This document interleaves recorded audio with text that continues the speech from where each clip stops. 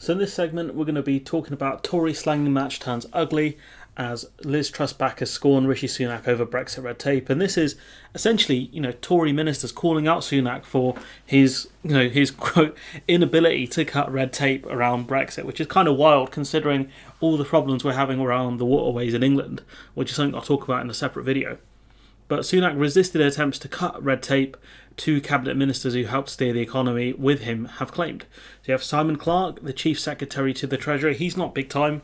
No one really. I don't think many people care about Simon Clarke that much. But the other person is Kwasi Kwarteng. Now, Kwasi Kwarteng has been a minister for a while, and he's in and around the top of the Tory party. Now, he is serious. He's serious in terms of he has clout in the party. These are both who back Ms Truss have made allegations in a Telegraph article. So they took out an op-ed to attack, Rishi Sunak in a paper that's predominantly read by Tories and me and Phil, I'm assuming. I don't know anyone else who actually reads it. The two of the most senior government ministers with economic briefs, wouldn't Nadhim Zahawi be more senior than Simon Clarke? Doesn't make any sense there. Said that Sunak dug his heels in as Chancellor on reforms only possible after the UK left the EU. So he dug his heels in on reforms that we could only make after Brexit. I mean, what specific reforms were you guys discussing? Was it dumping more sewage in the waters? I don't know. Maybe he had a good reason to be against them.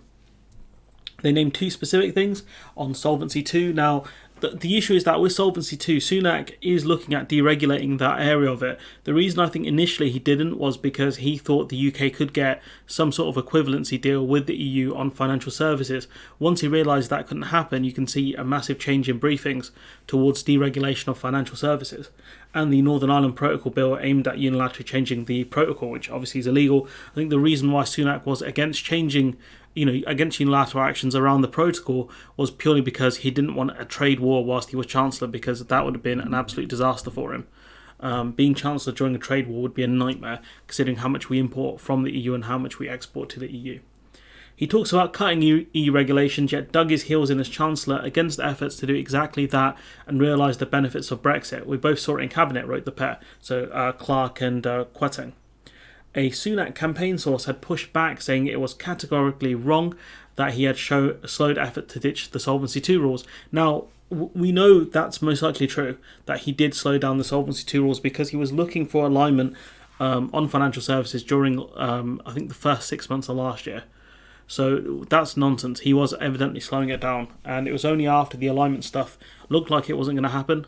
The equivalency stuff looked like it wasn't going to happen, that he changed tactics.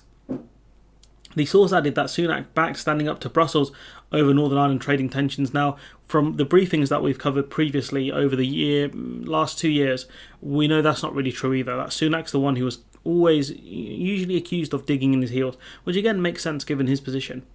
Even while noting a trade war with the EU could have damaging consequences, which was generally the line I think he took. A trade war would have damaging consequences for our economy. The article from Clarke, who worked under Sunak in the Treasury, and Kwarteng included a string of fierce swipes at the former Chancellor, escalating the raw words between the two camps. And this is why I'm kind of semi-enjoying this Tory civil war over Sunak and Truss. I'm genuinely enjoying it, because after this it just gets more grim. But for now, you have two top Tories ripping each other apart in the public. At one point, they wrote, Rishi has given up. He wants people to fear there is no alternative to sliding into recession. I mean, at the rate this country is going in, there is no alternative. The Bank of England look like they are determined to, according to certain economists anyways, look like they're determined to engineer a recession. And that the only option is to stem the bleeding with Labour-like economic policies. Again, he doesn't have Labour-like economic policies. The guy's a full-blown Tory. Sunak, the idea that Sunak is some sort of soft Tory or a socialist or whatever is just nonsense. Sunak likes to talk about fairy tales, but his biggest fairy tale of all is that we must somehow reject true conservative solutions of tax cuts as a way to solving the challenges we face. Now, tax cuts won't solve the problems we're facing. The problem is we need windfall taxes and other taxes in order to solve the problems we're facing, because now we're facing a cost of living crisis that we haven't seen for potentially generations. The pair also said Sunak, he says one thing then does another. Isn't that what all politicians do? Isn't that what like Boris Johnson's trademark is? Saying one thing then doing another thing? I mean, to attack him on this is to attack all politicians, really.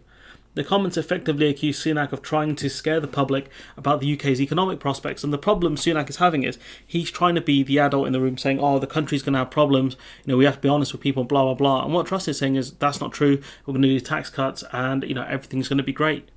And evidently the Tory party base do not want the truth, they want fairy tales.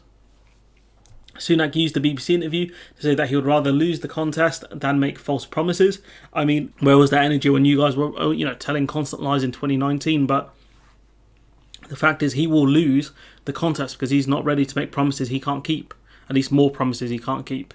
In a clear swipe at the economic claims voiced by rival Miss Truss, because Truss is coming out with absolute nonsense. 1 minute she's talking about cutting regional pay for civil servants outside of London, then she has to reel that back. And she's had so many U-turns already. She's not even in power yet, and she's done so many U-turns. She's blamed the media, she's blamed everyone else apart from herself. She can't even find the exit to her room. Truss said in an interview with the Financial Times published on Saturday that she was against handouts to people. The problem is, unless people get genuine support for the cost of living crisis, you're going to see people die. You're going to see people hospitalised with starvation, and you're going to see a lot more illnesses that we thought had sort of died off in years gone by. The Sunak campaign jumped on the comment and said it was proof that Truss would not provide any extra spending for families facing soaring energy costs, and that's true. That claim still holds because she still has no idea what to do. This week, the Truss campaign has increasingly stressed there would be extra help for those worst affected, but then she said there will be no handouts, and that's a phrase she's used more than once.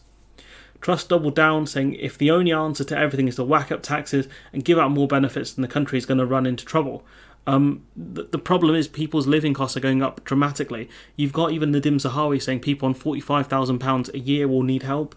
That's middle class people. If you're saying we live in a world where even middle class people will need help of the state, or at least more help from the state, what does that mean for people on less than 45k, which is, I think, the majority of people? I think the average person in the UK earns around the 30k mark. The Sunak campaign accused Ms Truss of having a major U-turn after a prominent MP supporting her said her cost of living plan was as clear as mud.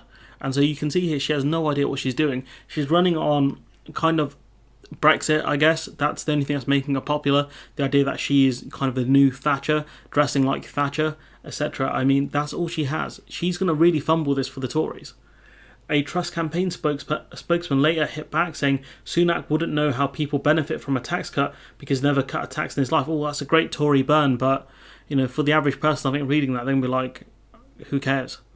You cannot tax your way to growth, and Liz's agenda is to build a high-wage, high-growth, low-tax economy that supports people, except the problem now is wages aren't keeping up anywhere near inflation. Inflation's at around the 11% mark. Wages haven't gone up anywhere near that. I don't think they've even gone up by 3%. Public sector pay is an absolute joke. High growth, our economy is going to do the worst out of the top 20 economies.